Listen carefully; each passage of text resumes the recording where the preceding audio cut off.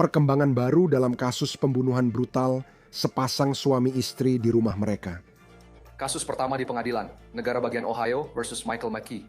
Jaksa menyatakan tersangka, seorang ahli bedah vaskular, tak hanya gagal melepaskan pernikahan, tapi mungkin telah mengawasi jauh sebelum malam pembunuhan. Surat pernyataan baru mengungkap Michael McKee diduga menguntit Spencer dan Monique TP selama berminggu-minggu, masuk ke properti mereka, bersembunyi, lalu kembali dan menembak mereka hingga tewas. Kami membahas kasus dari Law and Crime. Saya Chris Stewart.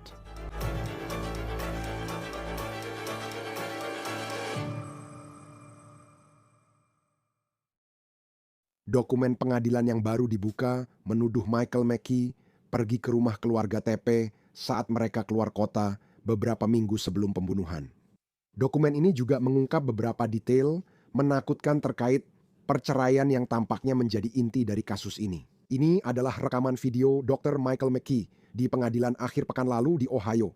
Saat ini dia ditahan di penjara di Franklin County. Di sanalah kota Columbus berada. Dia menjalani sidang pertama di negara bagian itu lewat video, berdiri tanpa ekspresi dan diam saat pengacaranya berbicara. Sidang itu hanya berlangsung 1 menit.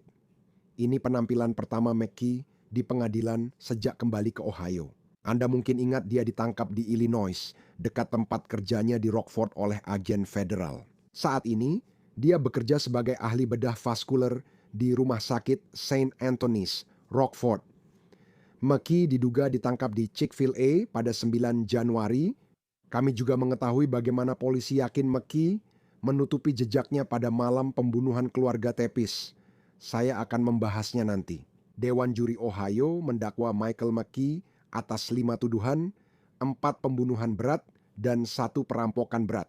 Catatan pengadilan menunjukkan polisi menduga dia memakai peredam suara saat membunuh keluarga Tepis. Melalui pengacaranya, McKee membantah semua tuduhan. Dokumen ini menunjukkan pengakuan tidak bersalahnya. McKee dituduh membunuh Spencer dan Monique TP pada dini hari 30 Desember. Spencer, seorang dokter gigi, tidak masuk kerja hari itu. Hal ini membuat rekan kerja dan teman khawatir, apalagi mereka tak bisa menghubungi istri Spencer, Monique. Dia ibu rumah tangga untuk 2 anak usia 4 dan 1 tahun. Berikut cuplikan video pernikahan mereka yang viral setelah kematian mereka. Video direkam saudara ipar Spencer. Keluarga TP menikah sejak 2020. Mereka ditemukan tewas tertembak di kamar tidur lantai 2. Ketika akhirnya seseorang berhasil masuk ke dalam, tidak ada tanda-tanda bahwa seseorang telah memaksa masuk ke rumah itu, menurut polisi.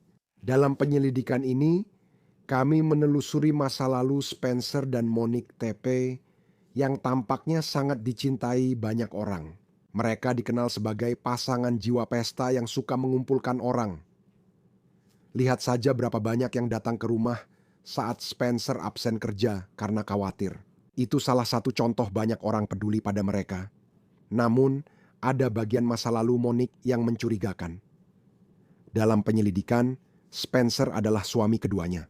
Dia pernah menikah sekitar 1 dekade sebelum pembunuhannya. Pada tahun 2015, Monique menikah dengan seorang calon dokter yang juga kuliah di Ohio State. Namanya Michael McKee. Sekarang kita sudah banyak membicarakan tentang pernikahan antara Michael McKee dan Monique. Seiring cerita ini berkembang dalam beberapa minggu terakhir. Tapi sekarang kita mendapatkan keterangan dari polisi tentang apa yang mereka yakini mungkin terjadi dalam pernikahan ini. Pernikahan itu terlihat singkat di permukaan, namun berakhir baik-baik saja. Perceraian bisa rumit dan prosesnya kadang bertahun-tahun, tapi tidak dalam kasus ini. Monique mengajukan cerai pada 2017 di Ohio setelah menikah dan tinggal bersama McKee di Virginia. Di sana dia menjalani residensi bedah. Saat Monique mengajukan cerai, ia sudah 6 bulan berpisah dari McKee. Dia tinggal di Ohio bersama keluarga, sementara McKee di Virginia. Sekitar 1,5 bulan setelah mengajukan cerai, prosesnya selesai. Hakim menyatakan Monique mendapat hak cerai karena pasangan dinilai tidak cocok. Sekarang, meskipun perceraian ini tampak berjalan damai di permukaan, kini kita mengetahui bahwa ternyata hal itu diduga tidak benar. Pernikahan ini bermasalah. Meski secara resmi sudah berakhir, dan hubungan Michael McKee dan Monique selesai, diduga Michael McKee enggan melepaskan Monique.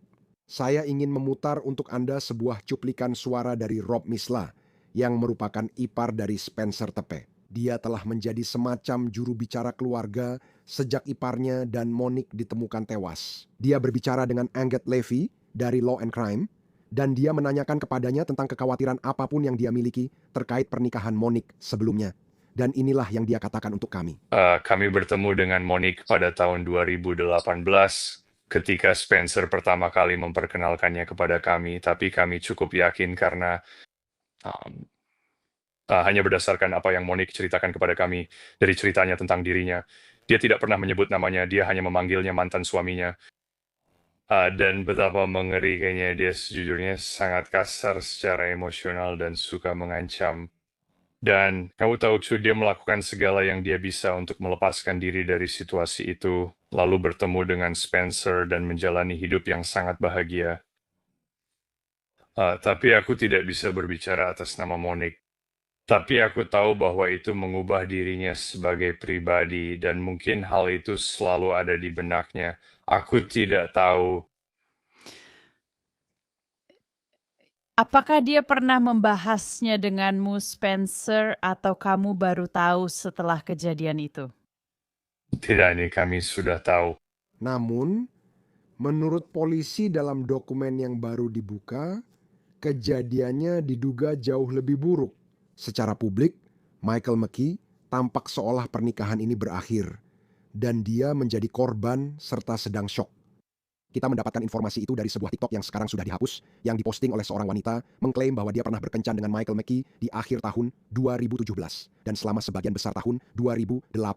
Ini terjadi setelah perceraian Michael McKee dan Monique resmi berakhir. Wanita itu juga mengunggah foto bersama Michael McKee saat dia menemui keluarganya. Dia mengatakan bahwa McKee memberitahunya bahwa suatu hari dia pulang kerja dan Monique sudah pergi. Anjing mereka hilang dan barang-barangnya juga sudah tidak ada. Dia terkejut dengan hal itu. Wanita itu menyatakan bahwa dia yang mengakhiri hubungannya dengan McKee. Karena meskipun dia merasa McKee terlihat baik di permukaan, mereka sebenarnya tidak memiliki hubungan yang kuat. Dan sepertinya McKee selalu memasang semacam dinding pembatas. Semua ini masih berupa tuduhan dan klaim. Dia belum pernah menanggapi permintaan komentar kami. Sekarang saya ingin membahas surat pernyataan yang baru dibuka ini, yang tampaknya mengungkap lebih dalam soal pernikahan gagal ini. Polisi diduga telah mengumpulkan informasi dari teman-teman dan keluarga Monique tentang betapa buruknya situasi itu. Dokumen itu menyebut detektif pembunuhan sejak awal diberitahu oleh kenalan keluarga Tipi bahwa Maki perlu diselidiki. Teman dan keluarga Monique memberitahu detektif bahwa Michael Maki kerap melakukan kekerasan dan mengancam nyawa Monique selama dan setelah pernikahan mereka. Seorang saksi memberitahu detektif bahwa Monique Tipi pernah menceritakan tuduhan terhadap Michael Maki terkait pemaksaan hubungan seksual dan pencekikan. Dokumen itu juga mencantumkan kutipan berikut. Saksi lain mengatakan pada detektif bahwa Michael Demaki pernah bilang ke Monique ia bisa membunuhnya kapan saja. Dia membeli rumah di sebelahnya dan kini selalu menjadi istrinya menurut dokumen ini. Ancaman bahwa dia akan menemukan Monique ternyata bukan sekadar kata-kata. Keluarga TP dibunuh pada 30 Desember sehari sebelum tahun baru, diduga antara pukul 2 hingga 5 pagi. Namun ada perkembangan baru dalam kasus ini, yaitu polisi meyakini bahwa Michael Maki melakukan sesuatu yang sangat mengkhawatirkan pada tanggal 6 Desember. Keluarga TP dan Michael Maki sama-sama lulusan Ohio State. Namun keluarga TP adalah penggemar berat Ohio State Buckeyes. Seperti banyak orang yang bersekolah di Big Ten, Ohio State adalah salah satu tim elit dalam sepak bola perguruan tinggi. Ini adalah hal besar di Columbus selama musim sepak bola ketika Buckeyes bermain. Pada 6 Desember, Buckeyes menghadapi Indiana di kejuaraan Big Ten di Indianapolis. Polisi menyebut Spencer dan Monique ke Indy untuk menonton tim mereka bertanding. Tapi disinilah mulai mengkhawatirkan karena di rumah mereka di Columbus yang berjarak beberapa jam, polisi sekarang menuduh bahwa Michael McKee yang tinggal di Illinois lebih dari 7 jam dari Columbus, polisi menuduh dia berada di rumah keluarga TP. Polisi menyatakan mereka melihatnya keluar dari properti beberapa jam setelahnya. Dokumen itu menyatakan Monique keluar dari pertandingan kejuaraan Big Ten pada babak kedua 6 Desember. Dia kembali ke hotel tempat dia dan Spencer menginap. Lalu teman-teman memberitahu polisi bahwa Spencer mengatakan itu pada mereka. Monique meninggalkan pertandingan karena kesal terkait mantan suaminya. Polisi tidak merinci bagian cerita itu atau menjelaskan apa yang diketahui Monique malam saat dia keluar di babak kedua. Sekarang, ketika Kepala Polisi Columbus menerima pertanyaan dari media setelah penangkapan Michael McKee, dia ditanya, apakah ada panggilan sebelumnya atau catatan masalah yang dimiliki keluarga TP dengan McKee? Dia mengatakan, tidak ada panggilan sebelumnya dari rumah TP yang melibatkan Michael McKee. Keluarga menyebut Monique pernah mengaku diperlakukan kasar di masa lalu. Apakah ada bukti atau tanda terkait sebelum kejadian ini? Yang bisa saya sampaikan, kami tidak menerima laporan atau informasi terkait insiden antara mantan suami dan Monique. Sekarang, kami juga memiliki beberapa informasi baru tentang bagaimana polisi berhasil melacak Michael McKee dan kemungkinan menghubungkannya dengan pembunuhan-pembunuhan ini. Sekarang Anda ingat, video orang yang dicurigai yang mereka rilis sebelum penangkapannya beberapa hari setelah keluarga Tipi dibunuh. Video ini menampilkan pria berbaju gelap berjalan unik di malam hari di belakang rumah keluarga Tipi, melewati gang saat suhu 20 derajat. Dan polisi sekarang mengatakan bahwa mereka yakin orang itu memang Michael McKee. Mereka juga mengatakan bahwa mereka melacak McKee ke sebuah kendaraan, sebuah SUV perak, yang tiba tepat sebelum keluarga Tipi dibunuh dan pergi tak lama setelah itu. Polisi menyebut kendaraan itu memiliki ciri khas dan detektif menemukan plat nomor yang diduga dicuri dari Ohio dan Arizona dipasang di waktu berbeda. Mereka juga mengatakan bahwa mereka menemukan kendaraan tersebut terkait dengan alamat tempat kerjanya di Illinois, serta alamat lama untuk Michael McKee. McKee pernah tinggal di Vegas dan bekerja di kelompok bedah.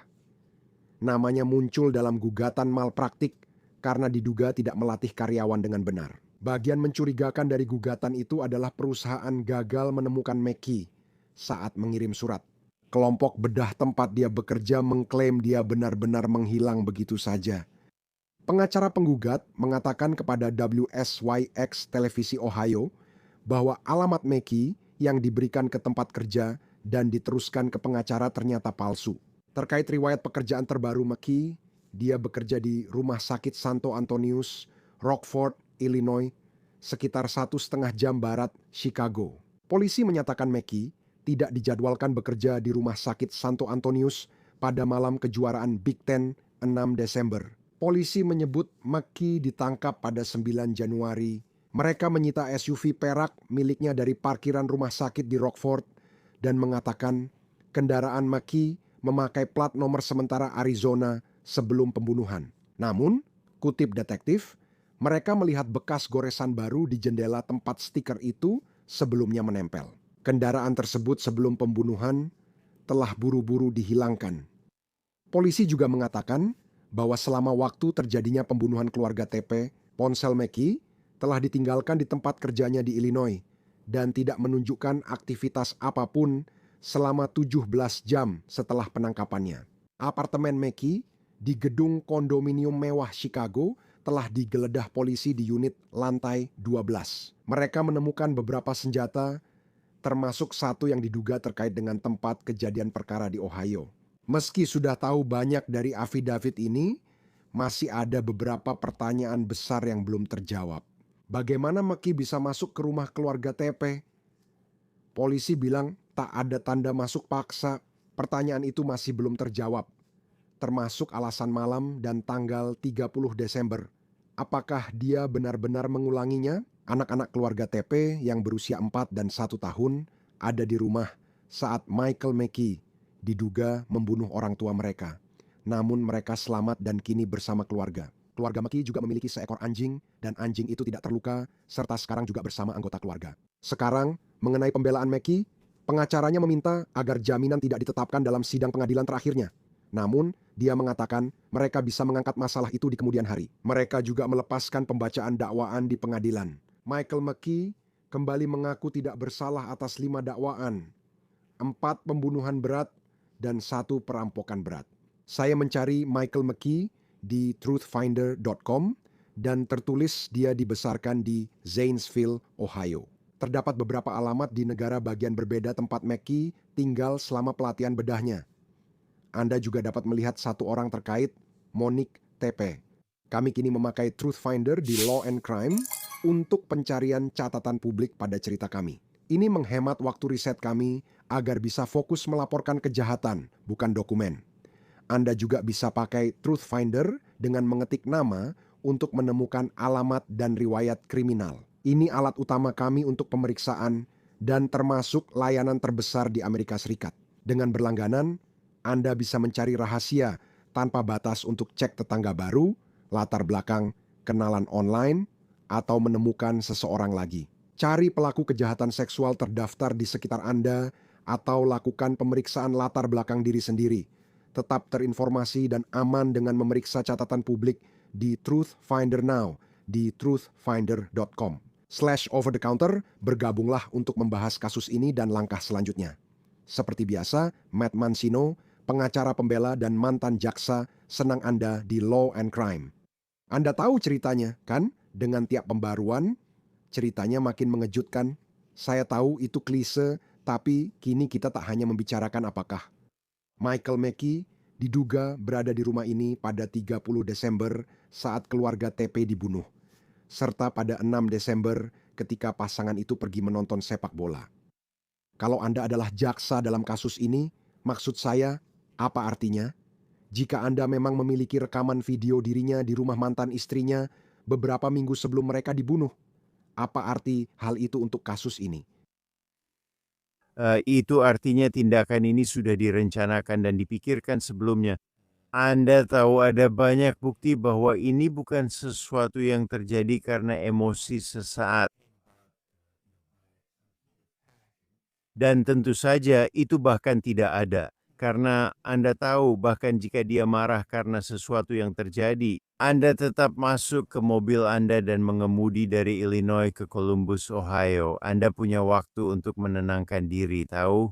Jadi semua yang saya baca berdasarkan laporan berita tentang ini menunjukkan bahwa ini adalah sesuatu yang sudah direncanakan dan direncanakan dalam jangka waktu yang cukup lama. Kita akan melihat pembelaannya, lamanya proses, dan kemungkinan kesepakatan pembelaan.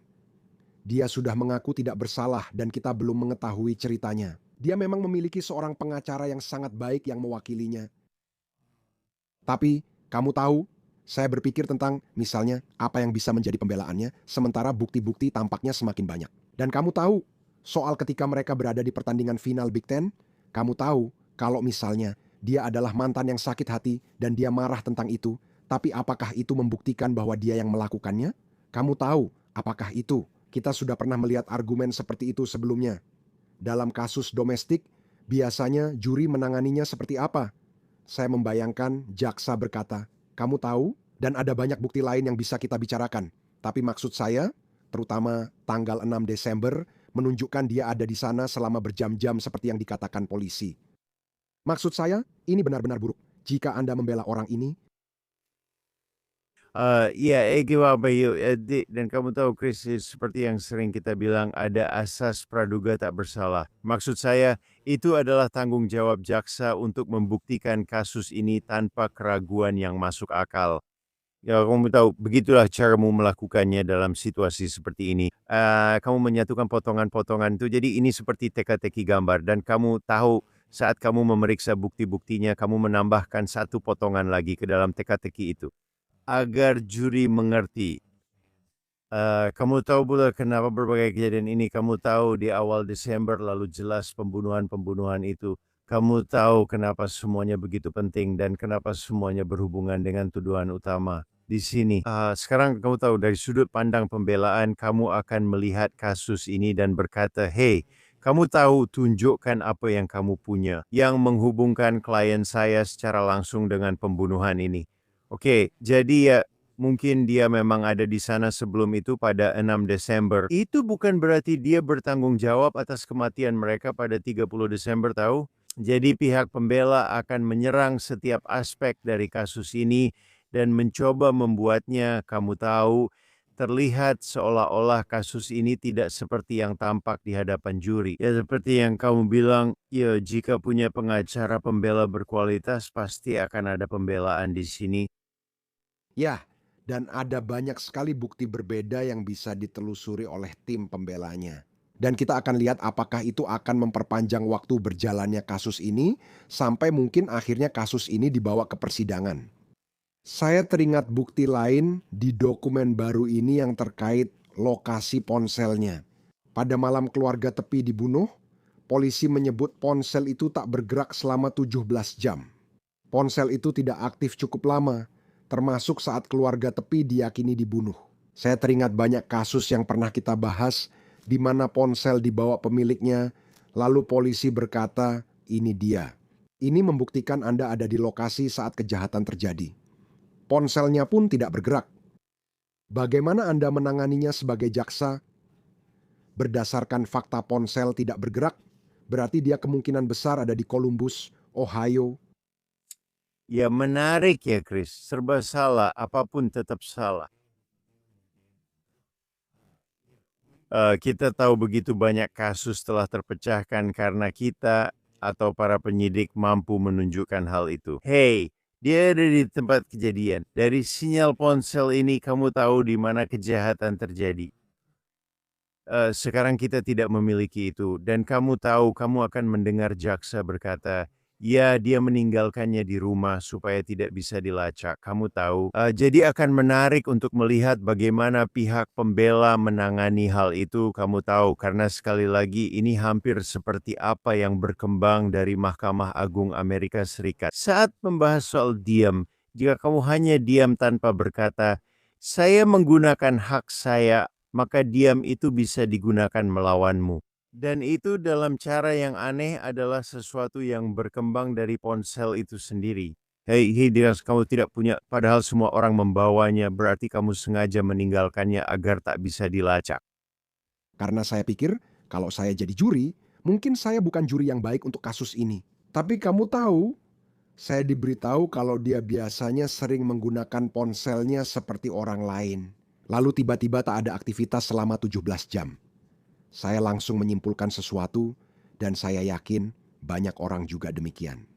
Di sisi lain, sebagai pengacara pembela, saya bisa berargumen mengatakan itu tidak membuktikan apa-apa, itu hanya membuktikan bahwa dia tidak membawa ponselnya selama 17 jam. Menurut Anda, dalam kasus yang pernah Anda tangani, bagaimana argumen pengacara pembela soal teknis yang hanya menyatakan hal itu tidak membuktikan apa-apa selain dia tidak membawa ponselnya? Namun, Anda bisa melihat pola pikir dewan juri yang menganggap hal itu tidak masuk akal karena ponsel ini tidak bergerak selama 17 jam. Dan saya tahu ada hal-hal lain di atas itu seperti mobil yang mereka katakan terkait dengannya, tapi hanya bagian ponselnya saja menurut saya. Bagaimana menurut Anda? Kadang dewan juri bisa menerima info saat hidung X tidak menunjukkan apa-apa, namun ada persepsi publik yang mungkin mereka ikuti. Menurut saya semuanya tergantung penyampaiannya dan dalam situasi ini Anda melihat sejarah penggunaan ponsel. Saya tahu dia dokter yang bekerja di rumah sakit, mungkin dia bekerja lama lalu tidur lama juga. Ponselnya hanya tergeletak dan tidak digunakan, tahu kan? Jadi kalau memang ada riwayat jeda dalam penggunaan ponselnya, itu mendukung ide tersebut. Hei, ponselnya hanya tergeletak, dia tidak memakainya karena sedang istirahat. Di sisi lain pun jaksa akan memeriksa catatan telepon itu dan berkata, lihat, orang ini selalu menggunakan ponsel, dia mengirim pesan siang dan malam. Jadi jeda aktivitas ini bukan berarti orang itu sedang istirahat, tapi menunjukkan kalau dia meninggalkan ponselnya. Agar otoritas tak bisa melacaknya. Ada juga pernyataan yang diberikan oleh teman dan keluarga Monique TP kepada penegak hukum. Dan dari apa yang kita ketahui sekarang, menarik untuk mengingat kembali saat kejadian ini terjadi dan tidak ada penangkapan. Ada pertanyaan seperti, maksud saya, polisi sangat merahasiakan semuanya sampai-sampai kita bertanya-tanya, apakah mereka punya bukti apapun, siapa yang mungkin melakukannya, siapa yang melakukan ini. Tapi, sekarang kita membaca bahwa sejak awal sudah seperti itu. Teman-teman dan keluarga sudah bilang, sebaiknya kalian periksa Michael McKee karena pernikahannya memang tidak terlalu baik. Dan itu hanya persepsi mereka saja. Bagaimana menurutmu? Sekarang mudah melihatnya, asalkan semua berpikiran terbuka dan dia dianggap tak bersalah sampai terbukti. Teman-teman mantan istrinya berkata, inilah yang dia ceritakan tentang pernikahannya. Seberapa besar pengaruhnya? Dalam kasus seperti ini, di mana kamu tahu seorang pengacara pembela bisa melihat dan berkata, itu adalah sudut pandang yang bias tentang seperti apa pernikahan itu? Ya, benar. Kamu selalu akan menyarankan bahwa para saksi ini memiliki bias tertentu terhadap McKee. Pernikahan ini singkat, hanya beberapa tahun. Dan kamu tahu sekarang ada pembicaraan tentang ancaman yang pernah dibuat. Ada juga pembicaraan tentang kekerasan dalam hubungan itu. Fakta bahwa dia takut padanya dan memberitahukan hal itu kepada teman-temannya, maksudku itu adalah detail yang penting. Tapi selain teman-temannya yang mengatakan itu, dia telah memberitahu mereka bahwa jika ini adalah serangkaian ancaman yang terus-menerus dan rasa takut, seharusnya ada riwayat, seharusnya ada jejak dari hal itu. Dan gue yakin mereka akan kembali memeriksa dan melihat apakah ada pesan yang dikirim yang bersifat mengancam. Atau di sisi lain, jika memang tidak pernah ada dokumen seperti itu. Dan masalah lainnya adalah apakah dia pernah melapor ke polisi tentang ancaman yang dibuat selama pernikahan mereka atau bahkan setelah pernikahan mereka. Maksud saya pernikahan ini berakhir hampir 9 tahun yang lalu dan ini benar-benar terasa aneh. Bahwa 9 tahun kemudian ketika mantan istrimu sudah membangun keluarga dengan orang lain, kamu akan pergi dan ingin mengakhiri hidupnya, juga hidup suaminya. Karena dari yang kita dengar, dia sangat terobsesi dengan pernikahan ini dan belum siap melepaskannya.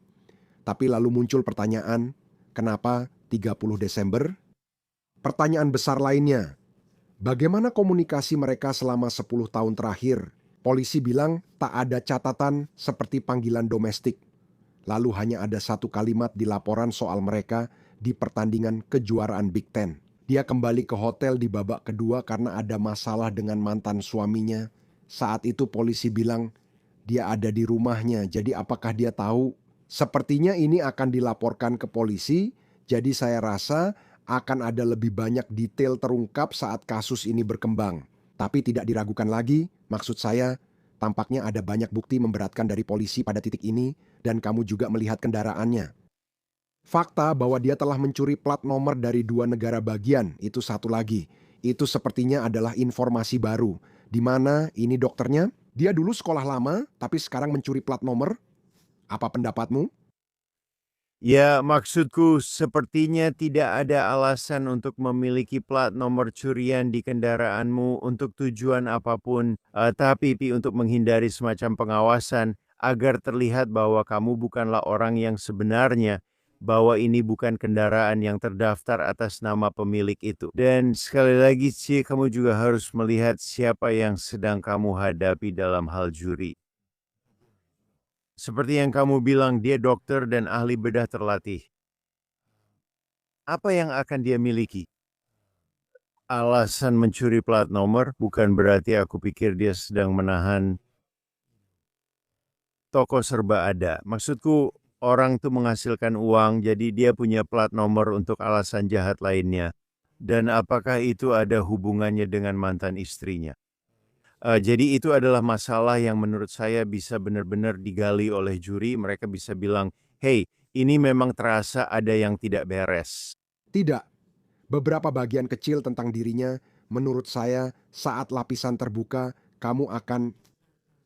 Dia menghilang dari praktik bedah di Vegas menurut gugatan malpraktik, dan kini memakai plat nomor curian.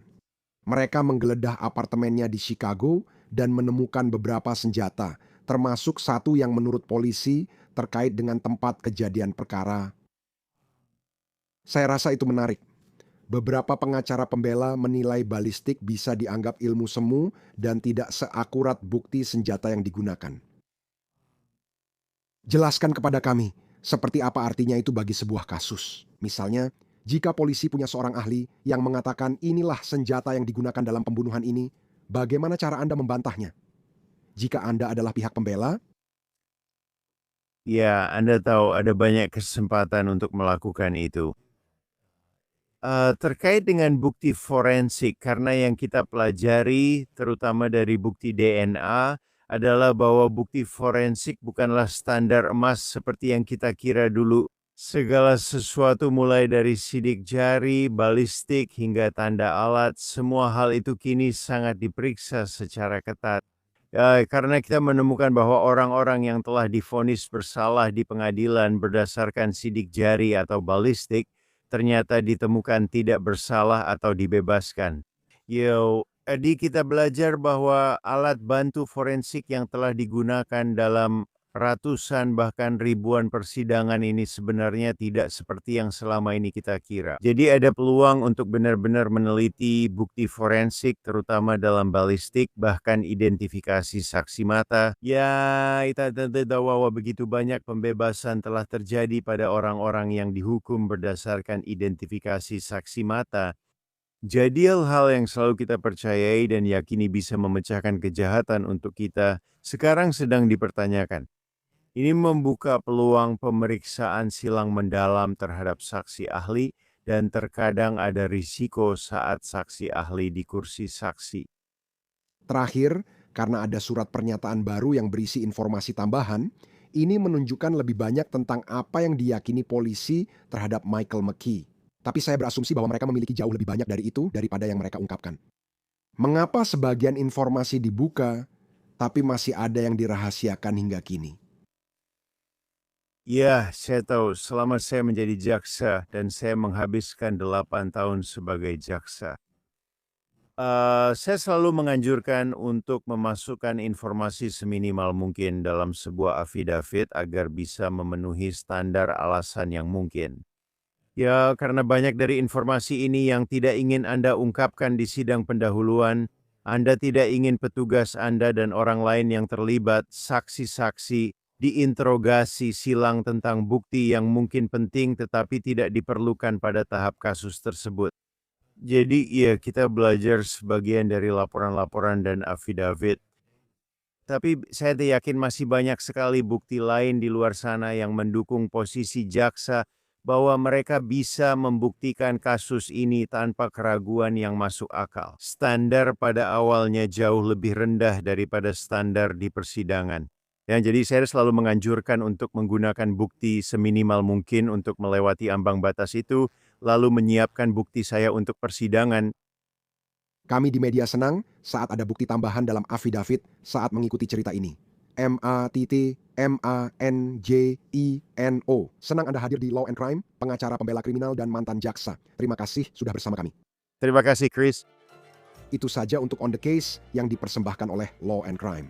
Berlanggananlah ke kami di YouTube dan Spotify, dan sekarang Anda bisa menemukan episode On The Case di Peacock. Saya Chris Stewart, sampai jumpa di lain waktu.